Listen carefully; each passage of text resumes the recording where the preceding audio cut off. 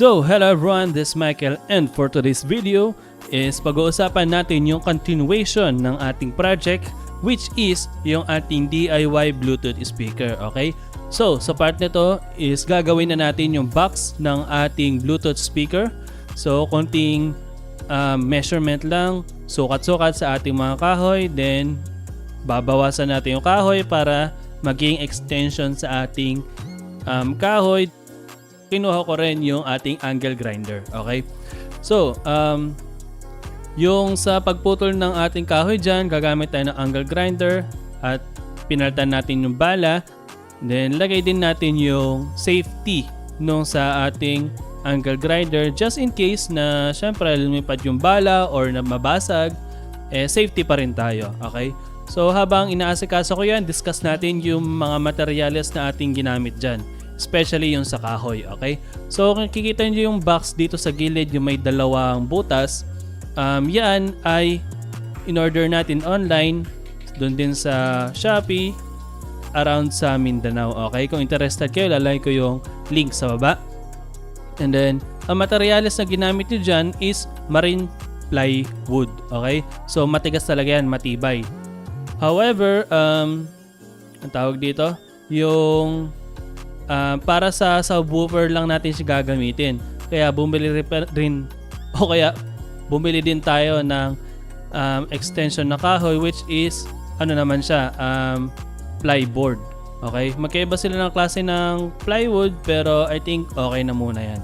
So, yung pagkakagawa dun sa box in order natin sa Mindanao is maganda siya. Maganda yung pagkakasukat. Nasa description yung sukat niya. Then, nung pagdating dito, sinukat natin and tamang-tama. Tama yung sukat niya, okay? Then, maganda rin yung pagkakagawa, maganda yung pagkakabutas. Para sa akin, solve ako dito.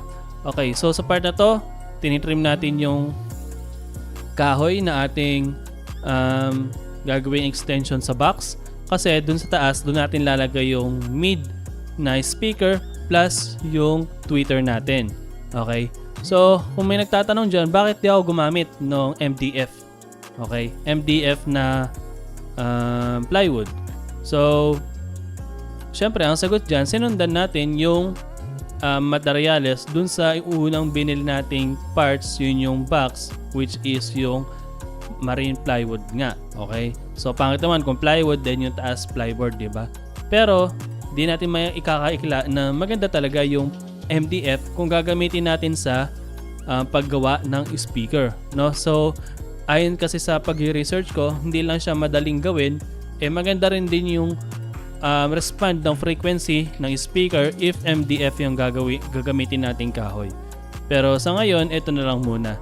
Siguro susunod na project natin, gagamit tayo ng MDF na kahoy.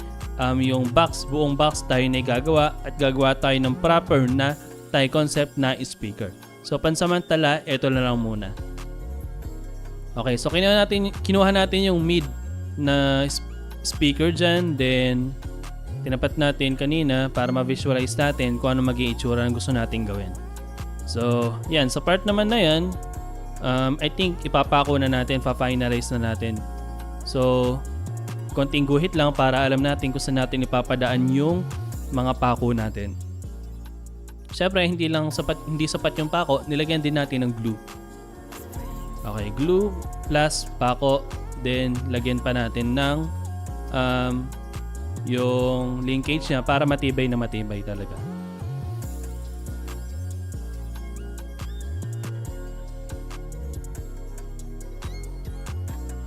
Okay, so in-spread lang natin yung excess na glue para malinis siya at wala talagang singaw.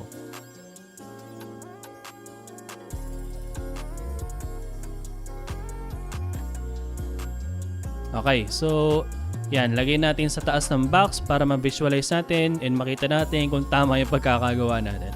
So, susunod dyan, susukatin natin yung centerness nung kinuha nating kahoy para magawa naman natin yung sa may butas nung ating apat na speaker, which is dalawang 5 inches na mid at dalawang tweeter.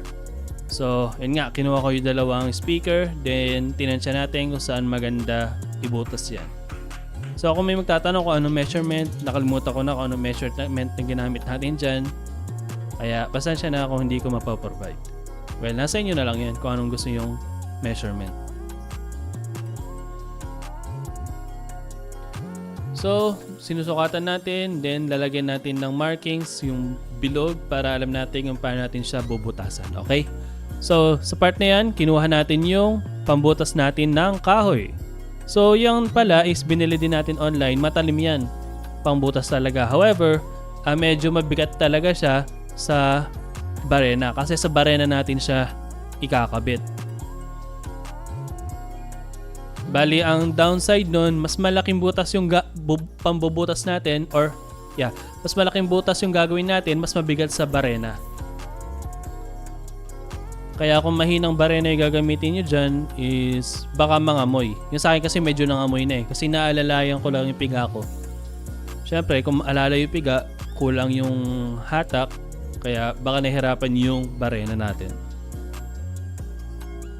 Okay, so watch out lang, no, baka sumabit yung wire nung inyong barena kasi mahaba yan mag-ikot-ikot dun sa barena niya.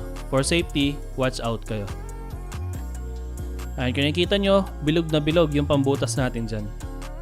Kung sanang MDF yung kahoy natin, baka mas nadalian yung barena natin dyan. Matigas din kasi itong plyboard na ginamit natin.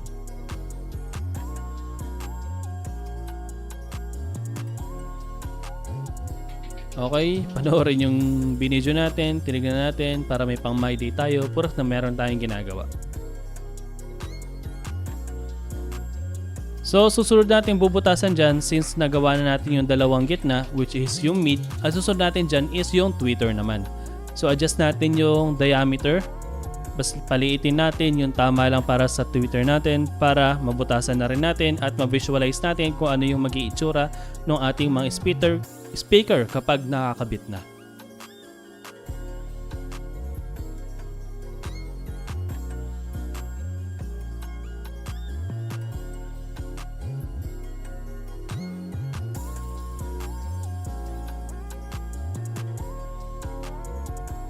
Okay, sa part na yan, ilalagay natin yung speaker pero mamaya ako na lang sigurong gabi gagawin yung ano niyan.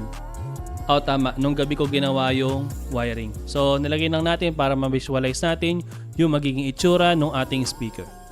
So, lagay natin yung top. Medyo na-visualize ko na ano magiging itsura niyan.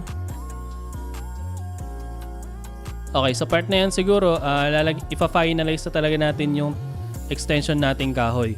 Bali, lalagyan na rin siguro natin ng mga iba pang linkage, then glue para mas matibay yung ating extension na kahoy.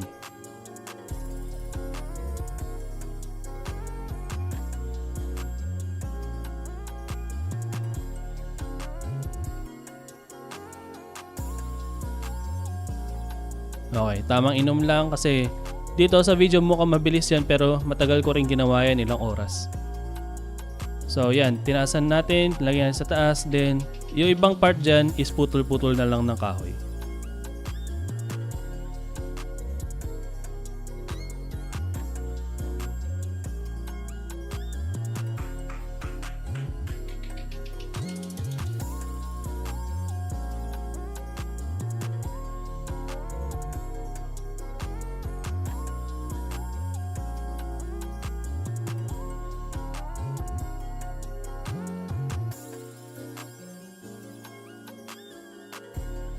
Alright everyone, so ito yung natapos natin ngayong araw. It's already 4 PM na at meron akong lakad, so yan, ganyan yung magiging itsura. So sobrang laki niya for comparison sa pinto, ganyan, sobrang laki. And then kinabit natin yung 5 inches na mid or instrumental na speaker, dalawa. Then tweeter, ganda ng tweeter. Gusto ko yung tweeter, halos di sila nagkakalawin ng laki ng 5 inches. Ito ay 3 inches. So ito yung mga gamit natin. Bale yan, na-finalize ko na ilagay dito, pero itong taas hindi pa.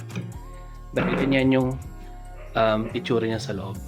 Tapos ayan, naglagay ako ng mga linkage pati dito para matibay yung pagkakabit ng ating Ayan, itong dalawa. So, siguro, total gabi naman yung pasok ko bukas. Tutuloy ko to bukas. Or mamaya siguro, then pakita ko lang sa inyo yung kalalabasan, okay? So ngayon, maliligo na lang muna ako. Alis ako, meron akong lakad. Yan yung update sa ating DIY Bluetooth speaker. Ayun, updating na wiring ko na to, na-series ko na to. Then na-series ko na rin to. And then nalagyan ko na rin ng capacitor to na 2.2 microfarad na pre-provide naman ng seller. Yan, 2.2 microfarad. So gusto na to kung tweeter. Pero di ko nalagyan ng capacitor tong mid frequency na or instrumental frequency na speaker natin, kasi nga pag nilagyan natin ng 2.2 microfarad to, magiging tweeter din siya. So ayaw natin nun. Okay sana kung 6 microfarad, 5 microfarad, ganon, malalagyan natin. Pero kung wala, okay naman to. Tingin ko naman mid frequency din yung bibigay ng ating amplifier. So ngayon, susunod natin i-wiring itong subwoofer niya. Itong Tucson-Ra na subwoofer talagang speaker, and then itong woofer na 10 inches na gagawin nating subwoofer din. Pero meron tayong problema dito. Kung papansin nyo, yung cut nung kahoy is inabutan siya dito sa butas. Kasi nga ito 10 inches, itong box na to pang 12 inches ganito. Ito saktong-sakto, wala tong problema. Ito na lang. So siguro adjust na lang natin butas ng speaker dito sa gilid. Kasi bala ko rin naman palitan to Baka palitan ko rin ng Tucson-Ra. So yun lang, update. Ganito yung itsura niyan.